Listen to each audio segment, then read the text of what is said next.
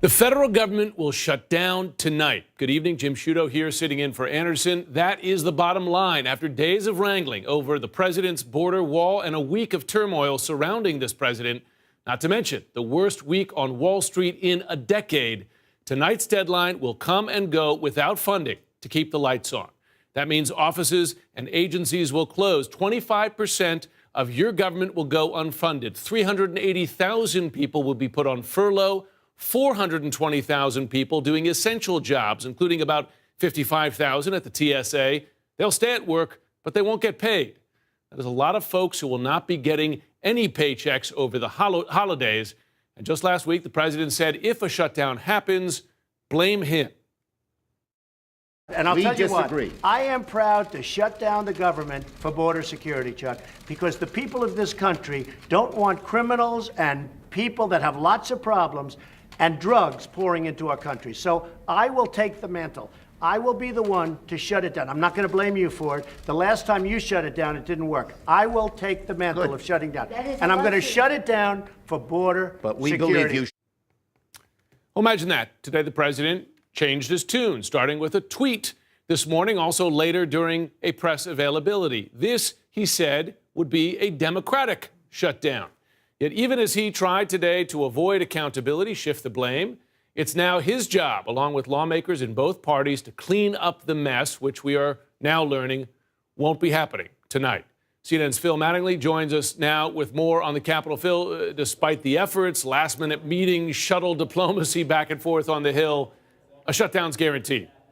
Yeah, exactly. The House is adjourned for the night. The Senate has told senators that there will be no votes tonight. The actual top leaders in both the House and Senate have already gone home. The reality is, if there is a deal to be had, that deal will not be reached tonight, and there will be no votes tonight. That means a shutdown will start. The question now is not whether or not there will be a shutdown. There will be. The question is there a deal that could be made over the course of the next day, 2 days, or 3 days? And here's the reality of where things stand right now.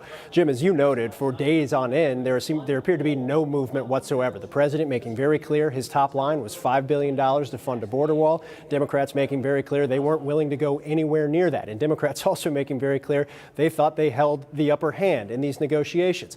What we do know over the course of the last couple of hours, through that flurry of negotiations, the vice president, the incoming chief of staff, Jared Kushner, coming up to Capitol Hill, shuttling back and forth, is that there is some sign that the White House is willing to deal. The question is what that deal will be. Now, as it currently stands, Mick Mulvaney, the vice president, and Jared Kushner are actually still in the Capitol, even though the leaders are gone. The question is, what are they willing to move their number to? When you talk to Democrats, they've made very clear. They have put a bipartisan option on the table. That would be a 6-week stopgap bill that the Senate passed unanimously. The House has obviously, up to this point, rejected that option. So where are there potential areas of agreement? What has been batted around over the course of the last couple hours is perhaps moving back to what was the Senate agreed upon in a bipartisan manner, number of $1.6 billion for border security, with the addition of some other fund for immigration-related issues that the administration will have access to. If that sounds familiar, it's because it was rejected earlier in the week by Democrats. So where this all ends, nobody really knows. What they do know is there will be a shutdown on midnight, and talks to try and find some way out of this will continue. We heard senators on the floor the last time they spoke saying, listen, we're not going to come back unless there's something that all the sides are willing really to back here. So that next vote won't happen, presumably, until that point. Do we have any idea then when the next vote might happen? It sounds like no. Yeah, we don't, not at this point. But I will say that's tangible movement. The idea that the show votes or the procedural votes or people just putting up bills and having messaging votes, that's in the past now. That was the agreement that was reached tonight. No, there wasn't an agreement reached on policy grounds. There wasn't an agreement reached to get out of the shutdown, but there was an agreement reached that the next time the United States Senate holds a vote, it will be on an agreement. When that agreement actually comes together, when that vote takes place, that remains TBD. People I'm talking to that are involved in the negotiations caution that there's a lot to go on, or there's a lot that needs to happen in the hours and days ahead, and there's a lot of movement that needs to happen from the president's baseline and from Democrats' baseline for anything to occur. So right now, everybody is in wait and see time, and the reality is, Jim, we're not going to hear anything, I'm told, until at least tomorrow at this point. 800,000 Americans not going to be getting paid through the holidays. Phil Mattingly, thanks very much. Let's get more now on how this is unfolding at the White House. Jim Acosta, you've been there, you've been following this. There's talk of compromise from the White House. Do you have any idea of what that looks like, what they're willing to give on? Well, we saw the president earlier tonight put out that tweet. He's not even demanding a wall at this point. He'll take a fence made up of steel slats.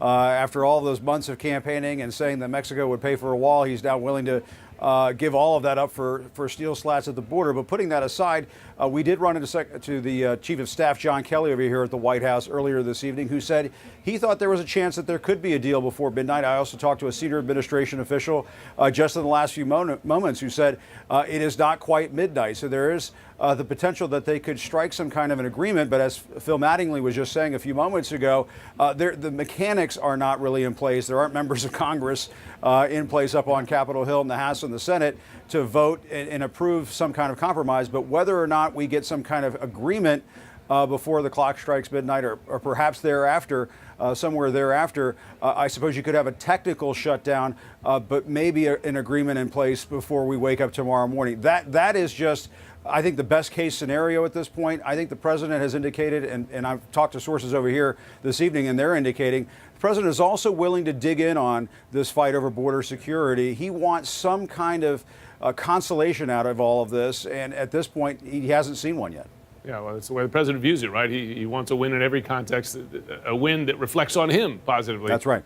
Jim Acosta, thanks very much at the White House. Yep, you bet. Connecticut Democratic Senator Richard Blumenthal today had a tweet that speaks to the shutdown, but also the perceptions of larger troubles happening now at the White House. I'm quoting now, presidential freefall, riding Amtrak back to the Senate vote. The only firm tracks seem to be the ones under the train. Bipartisan leadership must restore rational governing, abandoned by an impetuous, petulant chief executive. Joining us now, one of Senator Richard Blumenthal's distinguished colleagues, former Democratic presidential candidate Bernie Sanders, independent, of course, from the state of Vermont. Senator Sanders, thanks for taking the time tonight. My pleasure.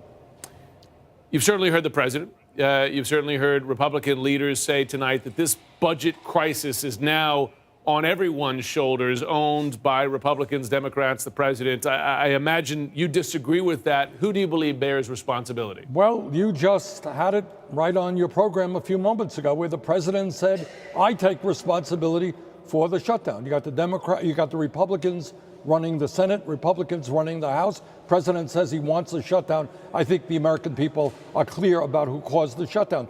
The one point that your very comprehensive analysis of where we are missed is that 2 days ago, seems like 2 years ago, but 2 days ago, unanimously, the United States Senate reached an agreement to make sure the government did not shut down and extend the process into February.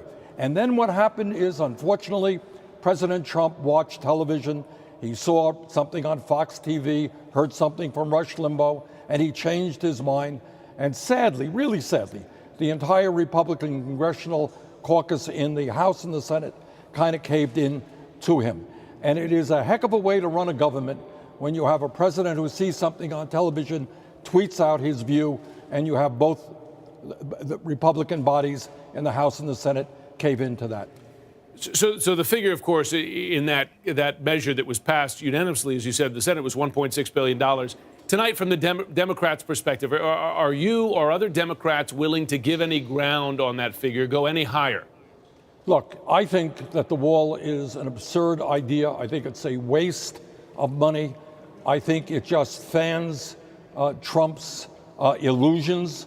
And no, I'm not going to support $5 billion or money for a wall. Everybody, and I think Trump lies on this as well as lying on almost everything else. He lies when he suggests that Democrats or progressives are not concerned about border security. Of course we are. Everybody is concerned about border security. But if you want to do border security intelligently and cost effectively, you don't do it with a wall. There are much better approaches than that. I'm sure you saw the president's tweet tonight going after this slats model, not a wall. He called it a steel slat barrier. Here's the picture there. Looks almost medieval with the pikes on the top there. Does that make any difference to you or other Democrats No. to not have a wall, to have a fence in effect? Jim, we have a infrastructure in this country, our roads, our bridges, our water systems, which are crumbling. We have veterans who are sleeping out on the street right now. We have kids who cannot afford to go to college. We have a lot of needs in this country, and spending $5 billion on a wall is not, to me, one of our priorities. And we've got to get our priorities right and take care of working families in this country and not just Trump's illusions. What do you say to the folks who say that Democrats, really they sense the president being weak here? He's about to lose one chamber of Congress to Democrats, knows the time is waning, but the Democrats see an opportunity simply to stick it to the president here. No, I don't think it's a question of sticking it to him. It's a question of spending taxpayers' money in an intelligent way, in a rational way.